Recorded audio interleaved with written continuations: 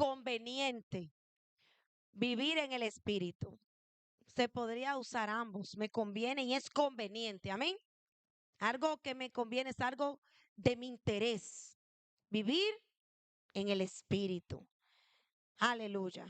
Dice la palabra, ahora pues, ninguna condenación hay para los que están en Cristo Jesús. Los que no andan conforme a la carne, sino conforme al Espíritu.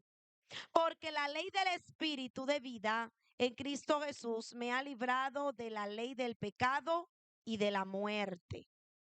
Porque lo que era imposible para la ley, por cuanto era débil por la carne, Dios enviando a su Hijo en semejanza de carne, de pecado, a causa del pecado, condenó el pecado en la carne, para que la justicia de la ley se cumpliese en nosotros, que no andamos conforme a la carne, sino conforme al Espíritu. Porque los que son de la carne piensan en las cosas de la carne, pero los que son del Espíritu, en las cosas del Espíritu, piensan. Vemos a Pablo, un exponente maravilloso de lo que era vivir una vida en el Espíritu y vivir una vida en la carne. A través del apóstol Pablo, nosotros como hijos de Dios, la iglesia conoce y tiene la revelación de que tiene dos naturalezas dentro. Amén. Dos naturalezas dentro. La naturaleza carnal en la cual nosotros nacemos, bendito Dios, y al nacer heredamos el pecado de nuestros padres cuando nacemos, esa naturaleza en lo cual dice la palabra que todos fuimos destituidos de la gloria de Dios. ¿Por qué? Porque todos pecamos en contra de Él. Pero vemos la manifestación de la redención como Cristo a través de su muerte, dice la palabra de Dios, que Cristo no levantó, Cristo no resucitó, Cristo nos dio vida para que habitásemos con Él en los lugares celestiales. Amén. Dice la palabra que estamos juntamente crucificados con Cristo y estamos sentados en los lugares celestiales con Él. Efesios capítulo 4. Bendito sea el nombre de Dios. Algo maravilloso y algo muy poderoso es este conocimiento. Vemos los antiguos cómo vivieron la vida en el Señor. Vivieron una vida muy desconectada a las cosas terrenales. Yo siempre le he preguntado al Espíritu Santo, ¿qué ellos tenían que nosotros no tenemos? Esa ha sido siempre mi pregunta, Señor, ¿qué ellos tenían que nosotros no tenemos? Aún vemos a Elías, aún vemos a Ezequiel, vemos a Jeremías, que ellos, que tú depositaste en ellos, que nosotros no tenemos ahora. ¿Por qué me hago esta pregunta? Porque mirando la trayectoria de vida en la cual ellos vivieron y ellos operaron, es una vida muy diferente a como la viven en este tiempo los hijos de Dios. Bendito sea el nombre de Dios. La vida que vivían en aquel tiempo los antiguos era una vida de sacrificio. Era una vida de sometimiento. Era una vida en amor hacia el prójimo, cosa que en este tiempo la iglesia no está practicando. Y no ha sido porque Cristo no lo ha depositado, porque Cristo sí lo depositó. En este tiempo Cristo depositó más de lo que ellos tuvieron, porque dice la palabra de Dios de que el Espíritu Santo venía sobre ellos y descendía y lo tomaba para ellos cumplir el propósito por el cual ellos habían sido escogidos. Pero nosotros, dice la palabra de Dios, que somos morada de la gloria de Dios, que nuestro corazón es el templo del Espíritu Santo, que el arca del pacto está introducida dentro de nosotros. Dice la palabra de Dios en Jeremías capítulo 33, que Él escribió las leyes en las tablas de nuestros corazones. Aleluya. ¿Para qué? Para que no llegásemos a Él a través de nadie, sino que fuésemos nosotros directamente y nosotros nos convirtiésemos en su pueblo. Aleluya. Y Él fuese nuestro Dios. Él fuese nuestro Padre. Alabanzas el nombre de Dios. Y pensando en todas estas cosas, el Espíritu Santo me traía esta palabra. Gloria a Cristo. Teniendo este depósito tan maravilloso de la presencia del Señor en nuestro interior. Aleluya, la gloria de Dios, amada Yané, dentro de nuestros corazones. ¿Qué es lo que está pasando? Que no estamos operando, ni estamos viviendo una vida conforme como le agrada al Señor. ¿Cuál es el título de esta noche? Me conviene vivir en el Espíritu. Y eso es lo que está pasando en este tiempo. Nosotros tenemos que entender que nosotros somos una casa. Amén. La casa, toda casa, el contexto de la casa es un hábitat. ¿Quiénes entienden esto? Es la hábitat en la cual está diseñada para que habiten personas y objetos. Es una casa, sirve para guardar. Nosotros somos una casa. Entonces, esa casa, como está diseñada para guardar, alabanzas el nombre de Dios, para que habiten cosas dentro de esa casa. Esa casa cuando está vacía, esa casa nunca, perdón, podrá estar vacía porque el principio de esa casa es para que habite una persona o habiten cosas dentro de ella. Amén. Para que habiten cosas dentro de ella. Yo meditando en esto, cuando ayer daba el estudio del arca, vemos de que el arca del pacto se podría decir que era un cajón, ¿correcto? Un cajón en la cual se guardaban cosas. Vemos que dentro del arca del pacto estaban las tablas de Moisés, estaba la vara de Aarón y estaba el maná. No era fortuito que estuviera eso dentro de esa arca siendo guardada. Amén. Gloria a Dios. Y vemos que encima era necesario que se derramase la sangre del cordero para activar la gloria de Dios y que operase la revelación que había dentro de esos instrumentos que estaban dentro de esa arca. ¿Me están entendiendo?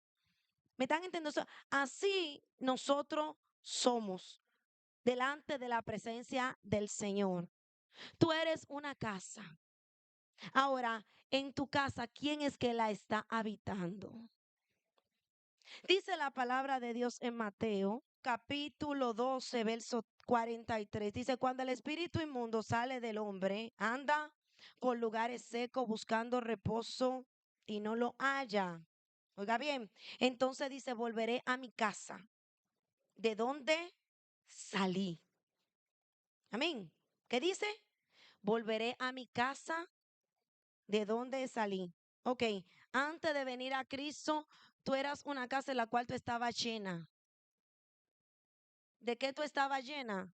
Tú estabas llena de todo lo que concernía a el pecado, a la carne.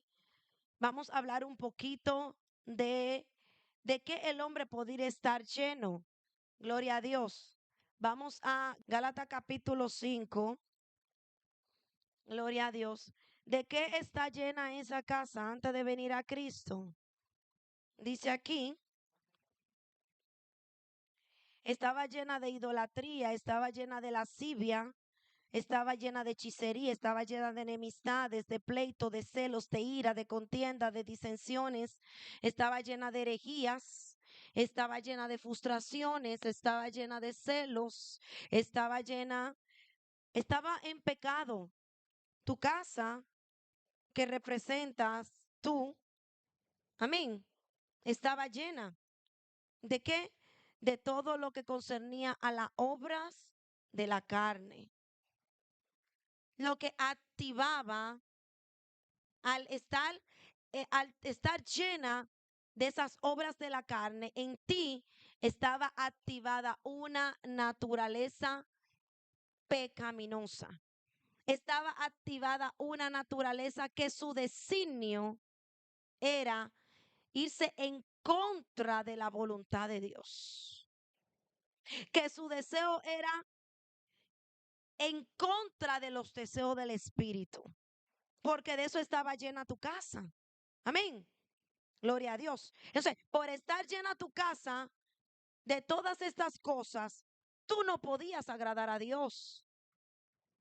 ¿Por qué? Porque aquí Pablo dice en Romanos 8 que el ocuparse de la carne es enemistad. ¿En contra de quién?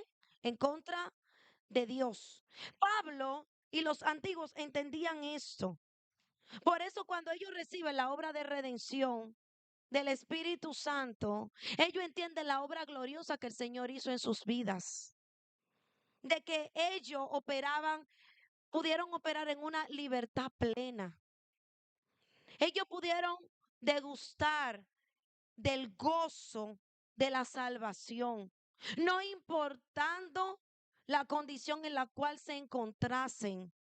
Porque el ellos sentirse como ellos se sentían no dependía por lo que estaba operando afuera, sino dependía de su conexión que tenían directamente con Yahweh Elohim, su Dios. Amén. Por eso dice Pablo, gloria a Dios, en Romanos capítulo 7, aleluya, más adelante en el verso 15. Oiga lo que dice, porque lo que hago no lo entiendo. Oiga bien, el que opera en la carne, aleluya, cómo opera. Porque lo que hago no lo entiendo, pues no hago lo que quiero, sino lo que aborrezco, eso hago. Cuando estamos operando fuera de la voluntad y del diseño de Dios, eso acontece en nuestras vidas. Y Pablo entendía esto. Por eso dice que vivir en el Espíritu o el ocuparse del Espíritu es vida y es paz.